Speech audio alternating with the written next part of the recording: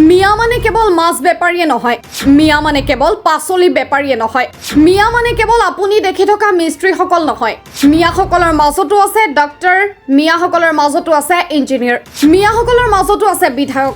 গতিকে মিয়াক তাচ্ছিল্য কৰা বন্ধ কৰক, কিয়নো মিয়া মানে কেৱল আপুনি দেখি থকা পাচলি বেপাৰী মিস্ত্ৰীসকলেই নহয়, মিয়াসকলৰ মাজতো আছে ডাক্তৰ, ইঞ্জিনিয়াৰ।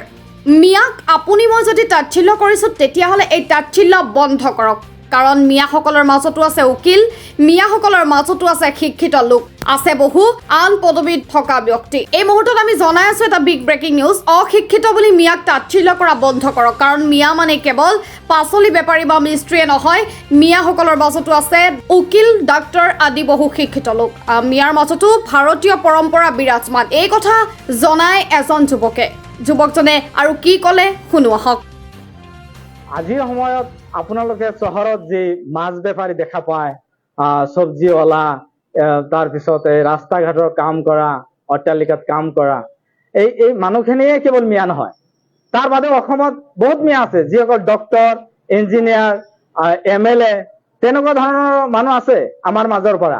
তেখেতসকলেও মিয়া। কেৱল মিয়া বুলিলে যে একাকীকৰণ কৰি আছে যে কেৱল এই মানুহখিনি মিয়া, তেনেকুৱা কিন্তু নহয়। গতিকে মই অনুৰোধ জনাম যে আপোনালোকে আমাৰ মিয়া সমাজত আহি কেনে চাই যাওক যে আমাৰ মানসিকতা কেনেকুৱা, আমি আপ্যায়ন কৰিব জানো নে নাজানো, সেই ভাৰতীয় পৰম্পৰাৰ অতিথি দেৱ ভৱক আমি সন্মান জনাও নে নজনাও।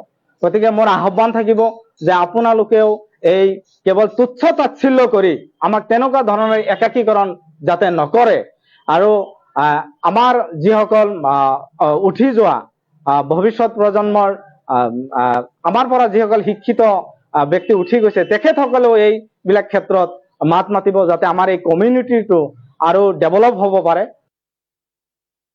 আজিৰ সময়ত আপোনালোকে চহৰত যি মাছ বেপাৰী দেখা পায়, চব্জিৱালা, তাৰপিছতে ৰাস্তা ঘাটৰ কাম কৰা, অট্টালিকাত কাম কৰা, এই মানুহখিনিয়ে কেৱল মিয়া নহয়, তাৰ বাদেও অসমত বহুত মিয়া আছে, যিসকল ডক্তৰ, ইঞ্জিনিয়াৰ, MLA, তেনেকুৱা ধৰণৰ মানুহ আছে আমাৰ মাজৰ পৰা।